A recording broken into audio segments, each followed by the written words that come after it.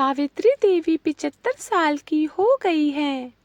सावित्री देवी के 3 पुत्र हैं। सावित्री जी के पति का देहांत तब हो गया जब वो 55 वर्ष की थी। सावित्री जी एक छोटे से पुराने घर में रहती थी, जिसको उनके पति ने ही बनवाया था। तीनों बेटे उनके साथ तो नहीं रहते, लेकिन ऐसा एक भी दिन नहीं रहता जब वो उनसे मिलने या उनकी सेवा करने नहीं आते हों। तीनों की पत्नियां भी दिन में आती हैं, यानी यूं ही समझ लीजिए कि उनका घर कभी खाली नहीं रहता। कोई न कोई वहां उनकी सेवा चाकरी में लगा ही रहता है। 3 बेटों ने अलग अलग अपना घर बना रखा है। सबकी अपनी पर्सनल लाइफ भी है और परेशानियां भी। आदमी चाहे कितना भी बड़ा बन जाए, उसकी परेशानियां कम नहीं होती। अमीर से अमीर इंसान को भी यह परेशानी होती है कि वो अमीर कैसे बना रहे। तीनों बेटों ने कई बार जिद भी की, माँ उनके साथ जाकर वहां रहे, लेकिन उन्होंने कहा कि वो यहीं रहेगी। उसी घर में उन्हें और कहीं चैन नहीं आता। आप ऐसा बिल्कुल मत सोचिए कि यह तीनों बेटे बड़े सुपुत्र हैं, इसलिए यह अपनी माँ की सेवा में लगे रहते हैं। तीनों बेटों को उनसे ज्यादा प्यार या लगाव की असली वजह कुछ और है। वजह है उनकी माँ का एक बड़ा सिंदूक, एक बड़ा लकड़ी का सिंदूक जिस पर ताला लगा है। यह सिंदूक इनके जीवन में बहुत अहम भूमिका रखता है। यह सिंदूक के अंदर क्या है और कितना है, ना तो इन तीनों बेटों को पता है, ना ही इनकी पत्नियों को। बस जब से पिताजी गए हैं, माताजी को इस संदूक की रक्षा करते देखा है। इसलिए इन सभी ने अपने अपने अनुमान लगा रखे हैं। ना ही अनुमान, बल्कि इन्होंने तो एक आस लगा रखी है कि इस संदूक के खुलते ही यह क्या क्या करने वाले हैं। सावित्री जी उस संदूक को छोड़कर कभी नहीं जाती। कभी जाती भी है तो अपने कमरे में बड़ा ताला लगाकर ही बाहर निकलती थी। वो सिर्फ थोड़ी देर में ही वापस आ जाती। 3 बेटों और उनकी पत्नी की उस सिंदूक पर नजर ना जाने कब से है। सबने अपनी तरफ से अपनी अपनी कोशिश भी करके देख ली, माँ को अपने साथ अपने घर ले जाने की, ताकि माँ के साथ उनका सिंदूक भी वहां से हिल सके। और फिर जाहिर सी बात है, जिसके घर में माँ रहेगी उसका सिंदूक। लेकिन सभी एक दूसरे की काट करते हैं। इसकी कृपा की माँ के आगे पीछे माजी माजी करते ना सिर्फ बेटे बल्कि बहुएं भी चक्कर लगाती रहती हैं। लेकिन सावित्री जी भी भली भांति अपने बेटों को समझती है। वो जानती है कि उनकी इतनी सेवा क्यों हो रही है। उनकी सेवा उनके सिंदूक के कारण हो रही है। उन्हें पता है, जिस दिन यह सिंदूक इनके हाथ आया, उस दिन उनका मूल्य कुछ भी ना रह जाएगा। तीनों भाइयों और उनकी पत्नियों में यह बातें हैं कि माँ के पास ना सिर्फ उनका सोना है, बल्कि उनकी सांस का सोना भी इसी सिंदूक में है। माँ इसलिए इस सिंदूक की इतनी हिफाजत करती हैं। सभी अपनी अपनी कहानियां बनाकर बैठे हैं। किसी का दावा है कि उन्होंने सिंदूक को एक बार उठाकर देखा है, वो बहुत भारी है। माँ के कमरे में इन बहुओं ने कई बार साफ सफाई के बहाने सिंदूक के पास जाने की कोशिश की, लेकिन माँ जी ने उन्हें बार बार टोका और कहा कि इस संदूक से अभी दूर रहो।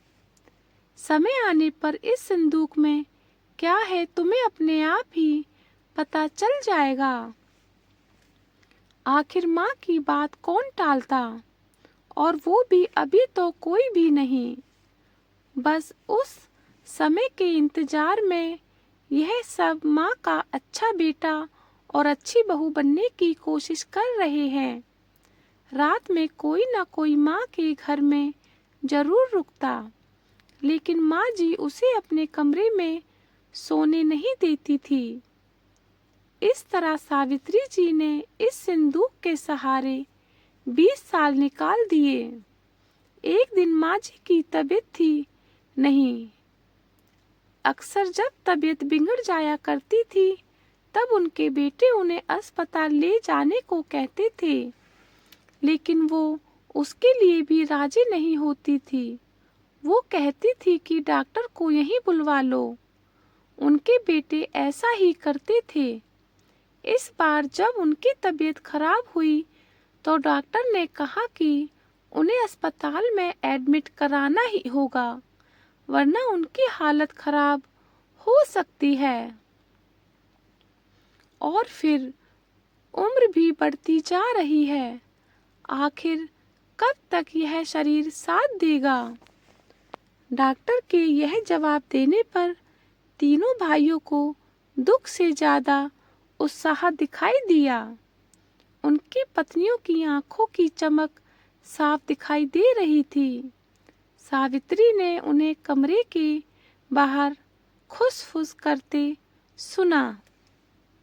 तीनों इस बात पर चर्चा कर रहे थे कि माँ के जाने के बाद संदूक में जो भी है वो आपस में बांटा जाएगा, सबको बराबर बराबर मिलेगा। सावित्री जी यह सब सुना तो उनको अंदाजा लग गया कि अब समय हो गया है इन सबको यह बताने का कि आखिर इस संदूक में क्या है। उन्होंने आवाज लगाकर अपने तीनों बेटों और बहुओं को अंदर बुलाया। सबने आते ही कहा, माँ अस्पताल चलते हैं, आप वहाँ जाकर ही ठीक होगी। माँ ने कहा कि पहले वो जान लो जिसके लिए तुम सब इतने सालों से चक्कर लगा रहे हो, उसके बाद तुम्हारी मर्जी। इस संदूक में तुम तीनों के लिए मेरे पास कुछ है जो मैं तुम्हें आज देना चाहती हूँ। माँ ने अपने तकिए के नीचे से एक चाबी निकाली और धीरे से खड़ी होकर संदूक को खोलने के लिए झुकी। वहां खड़े सभी बेटे और बहुओं की धड़कन तेज थी। आज उनके बरसों का इंतजार खत्म हो रहा था। माँ ने संदूक खोला। संदूक में 3 अलग-अलग कपड़ों में लपेटकर कुछ रखा हुआ था। सबकी आंखें बड़ी आश्चर्य के साथ उस संदूक की ओर थी। माँ ने कपड़े में लपेटा हुआ सामान आकर उठाने को कहा। तीनों बेटों ने एक-एक सामान उठा लिया और उसे खोल कर देखा।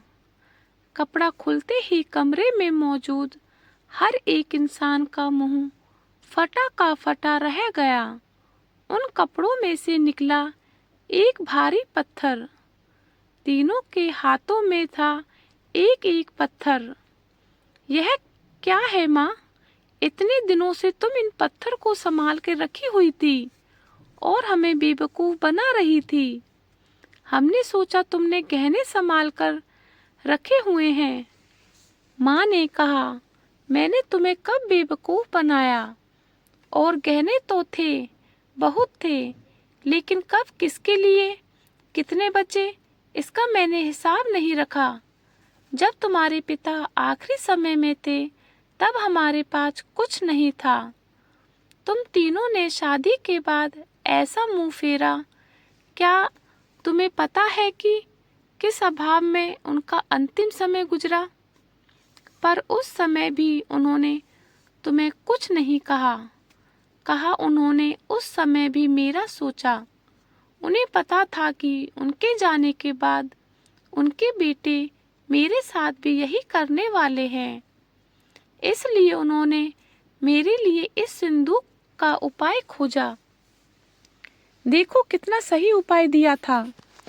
तुम लोगों को बेवकूफ बनाना या तुम लोगों से सेवा करना ना उनका मकसद था ना मेरा। वो तो चाहते थे कि उनके जाने के बाद मैं अकेली ना रहूं। बेटे मेरे साथ हो, मेरी आंखों के सामने, बस यही इच्छा थी। अब मैं शायद ज्यादा ना रहूं, इसलिए मैंने तुम्हें सच बता दिया। सभी बेटे बहू अब कमरे से बड़बड़ाते हुए और गुस्से से निकले। करीब 1 घंटे तक माँ के कमरे के बाहर ही सब एक दूसरे पर अपना गुस्सा निकाल रहे थे। बहस हो रही थी कि अब माँ को अस्पताल ले जाना है कि नहीं, और ले जाएगा तो खर्चा कौन उठाएगा। माँ जी अपने बिस्तर पर लेटी हुई सब सुन रही थी। आपको ये कहानी कैसी लगी हमें कमेंट्स कर ज़रूर बताइए दोस्तों। इसी तरह की अच्छी कहानियाँ आप यहाँ से पढ़ सकते हैं। यहाँ उपस्थित शिक्षाप्रद कहानियाँ आपका मनोरंजन करने के साथ दिशा भी देंगी। तो बने रहिए हमारे साथ और हमारे प्रयास को सफल बनाएं। देखिए किस तरह से एक औरत ने अपना बुढ़ापा गुजारा। थैंक यू दोस्तों। लाइक करो, सब्सक्राइब करो, शेयर करो एंड कमेंट्स करो। थैंक यू दोस्तों।